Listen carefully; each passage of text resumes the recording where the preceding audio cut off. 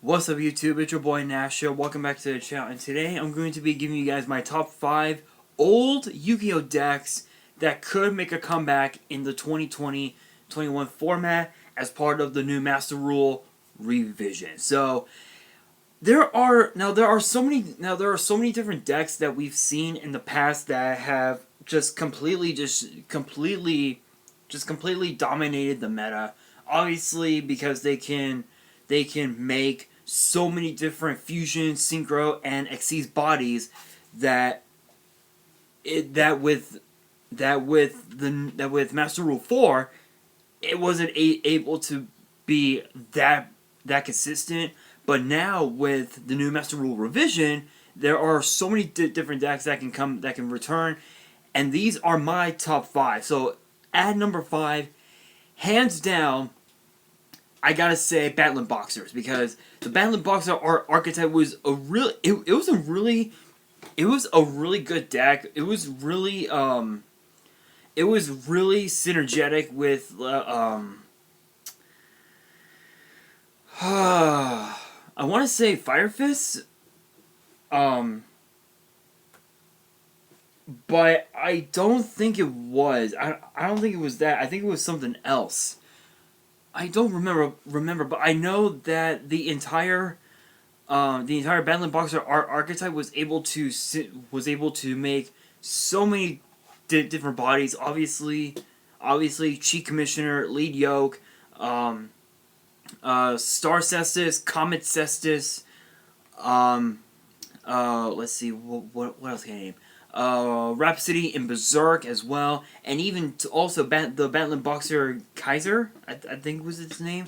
I don't know its full name, but I think honestly now with all the new all of the new rank 4 Xyz monsters that we have, and also too with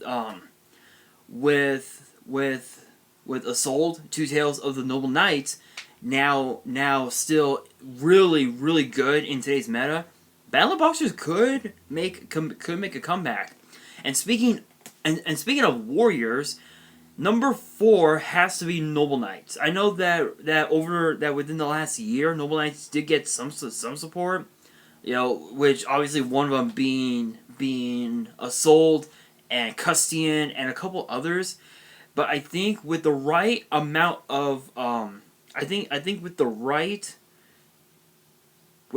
type of warrior engine into the deck, I think Noble Knights could be another one that can really destroy the meta. So now at number 3, this is a deck that I am kind of interested in, and that's Cleaforts. You're probably wondering why Cleaforts. Well, Cleaforts is a really good deck. It was a really strong deck that destroyed the meta, and if I remember correctly. And I'm actually on the. I'm actually looking on the ban list right now.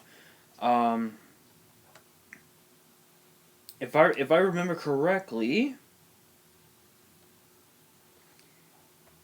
I believe Cleaford Genius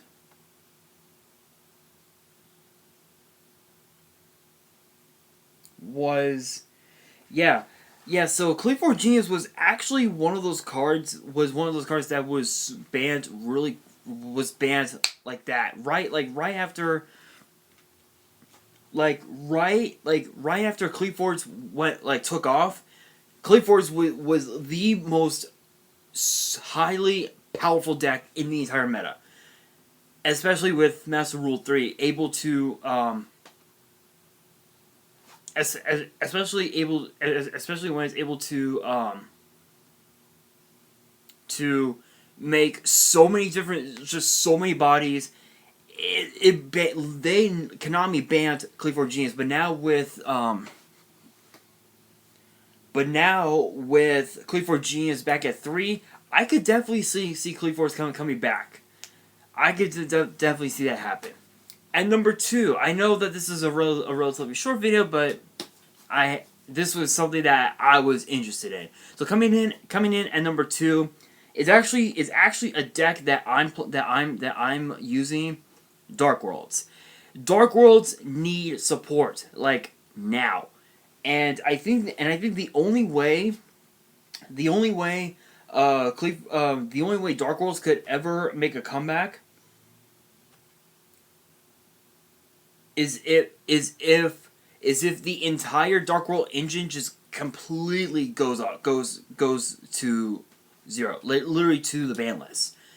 If the entire Danger archetype goes to the ban list, Nessie, Jackalope, Tsuchinoko, Thunderbird, Bigfoot, Chupacabra, all those cards. If all those cards were to get hit on the ban list, I could definitely see Dark Worlds coming back and being at full force with so many different ways you can special summon monsters from the extra deck, as well as being able to as well as being able to utilize all of the effects in that are in the graveyard. I could definitely I could see them getting support and just completely over literally just topping the meta. Now for the number one. Actually, before we get to the number one spot, I do have a honorable mention that I want to bring up, and actually it's a deck. It's a deck that we have not seen in a long time. Let me look at the ban list for a second here. And also, guys, I'm actually looking at the ban list that came out back in October. Back in October, so just a few months ago.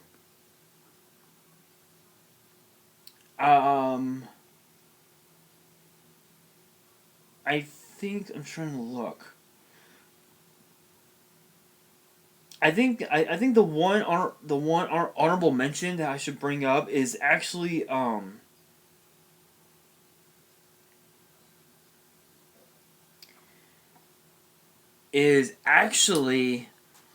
the original Pendulum Magician deck. I think that deck I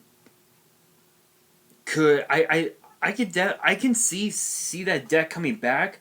But the only way that deck could come back is if damn dog is if oh my god, that dog needs to shut up. So in my opinion, the only way that the original Pendulum Magician deck were to come back is if they were to put Astrograph Sorcerer to 1. And as well as Monkey Board and Skullcrobat Joker to 1 as well. If they were to do that, then the entire Pendulum Magician build, the deck itself, along with the entire Endymion engine, could be a very interesting deck to play. I've been interested to see how Supreme King Zark were to get summoned without Astrograph. So it's an interesting deck, but we could see them come back.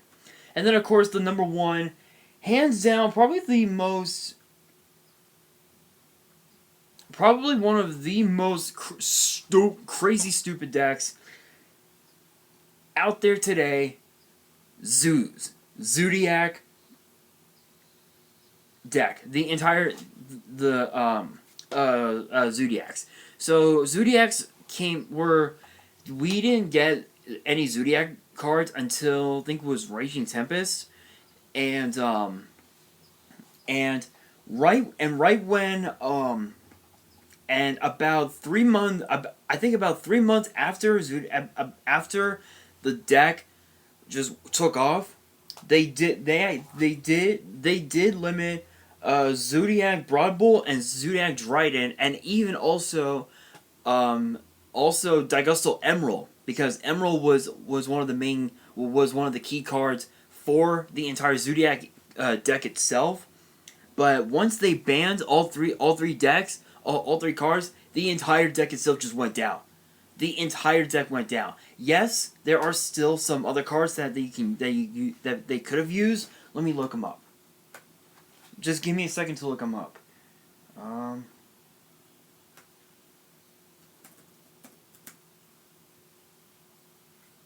Let's see.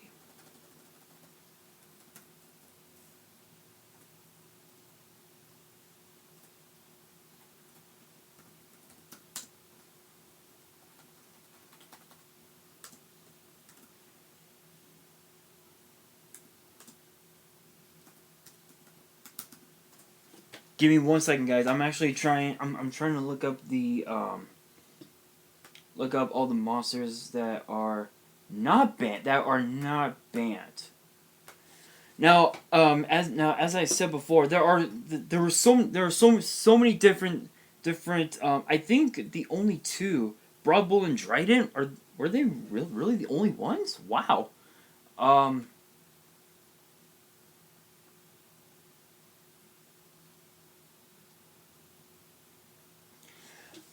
So obviously now with, so if Zodiacs were to get some extra support, I think this deck could very may well make a comeback, especially because of the fact that we still have we still have out of all three Zodiac Zoo Exceeds, the only one that is not banned out of all three, the only one that is not banned is Tiger Mortar, and I think honestly, they could have done a lot with that card. Let me look up its effects.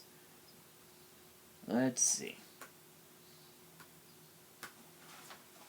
All right, so let's see what you do.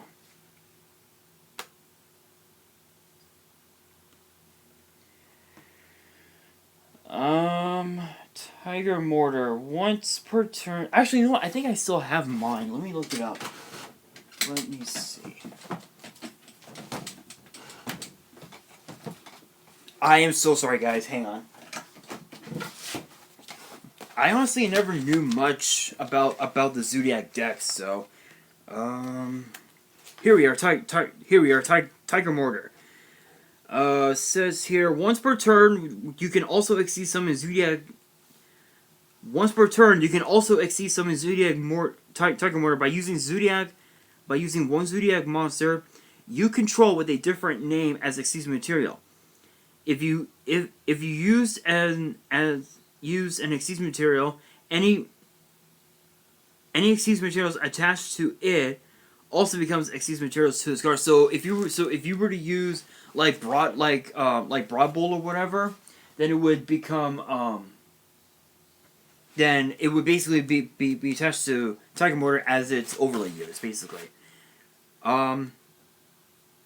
This card gains attack and defense equal to the attack and defense of all Zodiac monsters attached to it as material. So that right there is broken. That effect right there is super broken. Once per turn, you can detach a material from this card, then target an Exceed monster you control and a Zodiac monster in your graveyard. Attach that Zodiac monster to that Exceed monster as material. So that right there was another instant Exceed. I don't know why people would not think about using Tiger Mortar at all.